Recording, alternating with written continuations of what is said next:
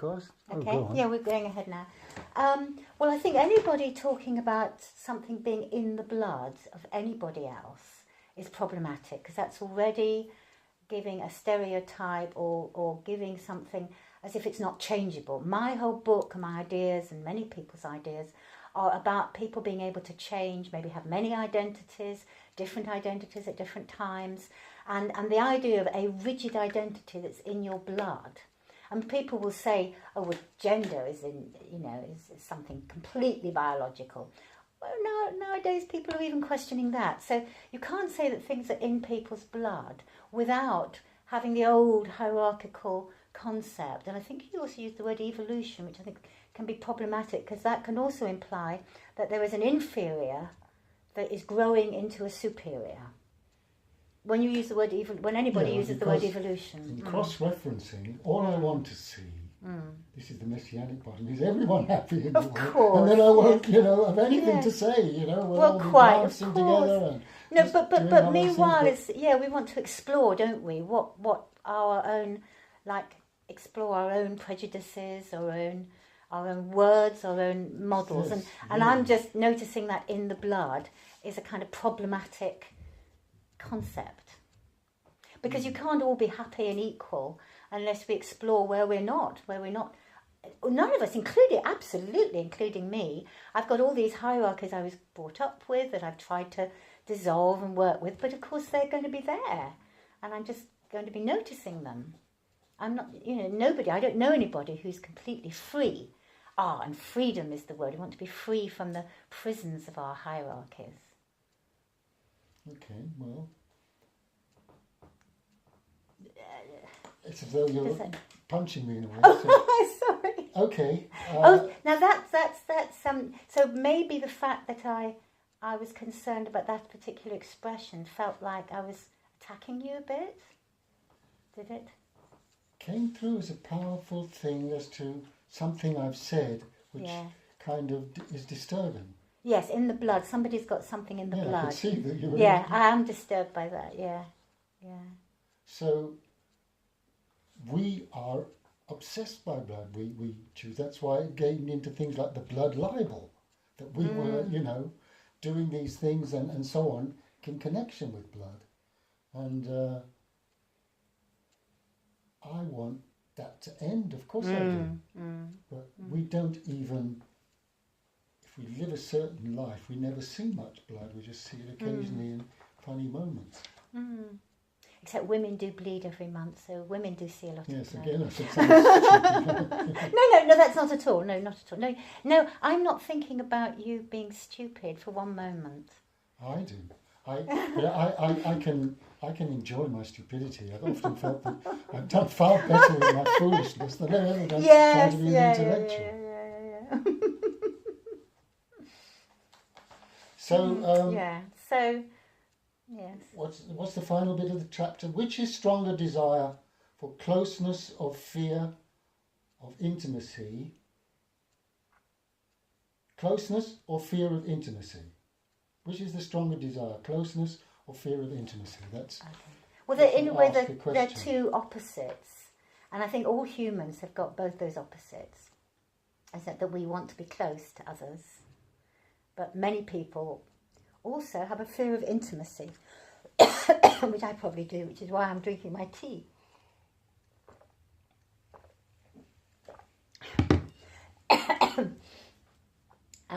It's a bit like the fear of being dependent on people, and then we have an independence. And I think the idea of the rhythm model is to be able to recognise which of those we have difficulty with, and then work harder on that. So if we have more of a fear of intimacy, we work on our ability to be intimate. Isn't that why you say when you're not using condoms or something, that's the rhythm method, when they don't want to have babies, isn't it? Well, I think that's another whole discussion, I think, really. Not necessarily about the opposites. Yes, it could be. It could be, absolutely. Because I think, what do we mean by intimacy? Because for some people, intimacy is often just seen as sexual intimacy. But of course, there's also the intimacy of being talking to someone, like you and I are talking, and we're having a very intimate conversation. When I'm working with my clients, we have very intimate conversations. When you're being real and you're being true to yourself, I think that's being intimate, you know.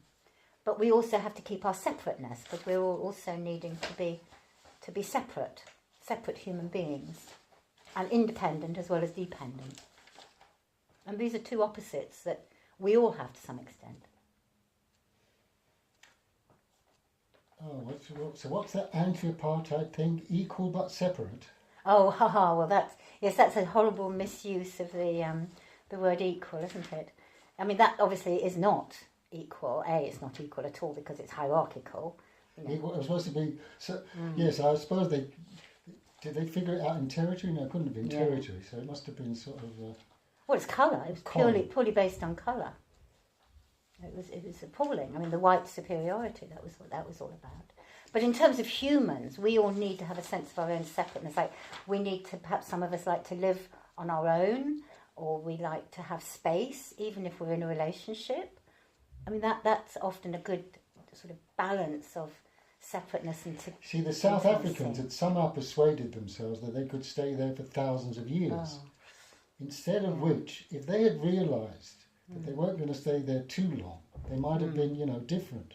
But that's the opposite problem, is the Jews who feel, we were there first, it's been stolen from us, and we deserve it back, and, in the end, that's what it's all about. It's a difficult one, that. I mean, because it is obviously complex, and I don't know how much you want to go into that in our discussion. But what I would say from my point of view, in a very broad sense, is that we're all citizens of the world, and that the earth, Mother Earth, belongs to everybody. And as Rousseau said, Rousseau said the first man, and he did use the word man, who put a stake in a part of the land after we'd been nomadic for tens of thousands, hundreds of thousands of years, and said, "This is mine." That was, when the problem started, not just all over the world. So, personally, But you don't know when you're hurting each other, because in terms of outraging each other, doing outrageous things to one another, I know the Jewish answer is, we've never burnt your mosques, we've never, dealt with your sacred or tried to stop you from doing it. And yet, you have destroyed the temple, well, not the first one, but they did when there was one in 800 or whatever, and so on. So we don't feel inferior. We feel, we're trying to be the brothers that we obviously were according to the original biblical story. We fell out, and have to find a way to. You have to find a way to be family with one another and really feel the family bit. Yes. And that's why I think I'm good in that direction, because the Joseph story in the Bible, he feels deserted by his whole family. Brothers kick him in the prison, in the pit, and so on. So I've always felt, when I was kind of thrown out of places, I always felt that's a kind of biblical situation where I'm in despair, because that's actually when I get my best results. And that's how, in the end, when I was busted in Japan, that I managed to turn it into a big meditation thing, which completely turned my life. I was a brash, stupid youngster up to then. So that again is the opposites, isn't it? Really, something really bad happens, but you transform it into something good. Right. And that's where we've got to find the ways to be playful together, all the different races, and find these.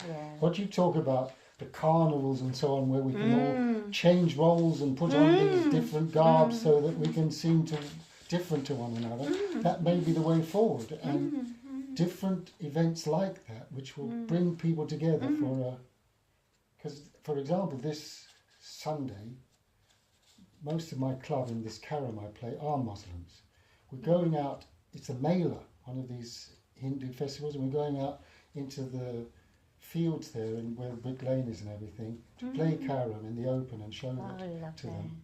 And we all work together. I've managed, it's the only place where I feel my work has done something, because the head of the club It's a dyed-in-the-wood Muslim saying that the Mossad had killed the kids, the Israeli kids, and stuff like that. Let's say the process managed to turn it around. There's this woman who is our queen, told her the problem I was having with him. It turned out into Karen, but supposedly, but it was actually about.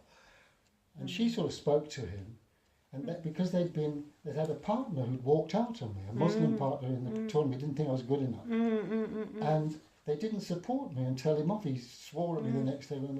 So they got him to apologise and come and hug me. How could I refuse it when he comes and hugs me? Apologise. So we all became friends. Now we're all working together for this tournament and so on. And within there, I hope to achieve, because we're doing it naturally, sitting with one another, just across the table and enjoying the encounter. And that's my task for world peace. This is now. Well, it's these kinds of things, lots of them, that all do come together to create what you're longing for, what we're all longing for.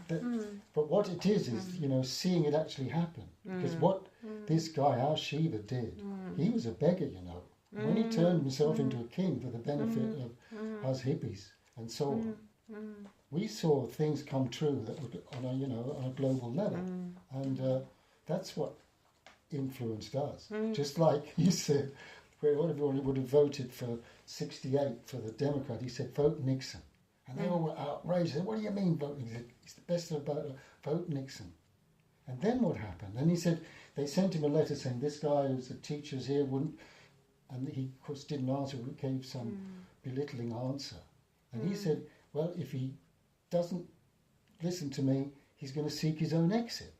And then when we watched Watergate, week by week happening, how he's being caught in this trap and he was desperately trying to get out of it by every means.